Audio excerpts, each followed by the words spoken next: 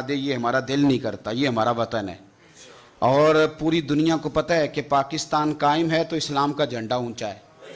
یہ ایٹمی قوت ہے۔ یہاں لوگ فساد کرانا چاہتے ہیں، ہمیں اشتعال دلاتے ہیں، کہانیاں سناتے ہیں یہ چھیڑنے کے لیے۔ اور میں پھر کہہ رہا ہوں، شروع میں نے کہا تھا، پھر کہتا ہوں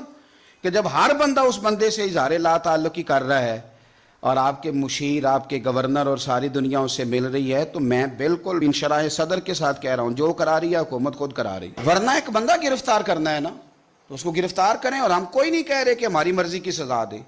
آپ اسے وہ سزا دیں جو قانون میں موجود ہے۔ تو پھر آپ نے پرچہ کاٹنے کے باوجود جب گرفتار نہیں کیا تو نہ ادھر ادھر کی تو بات کر، یہ بتا کہ قافلہ کیوں لوٹا۔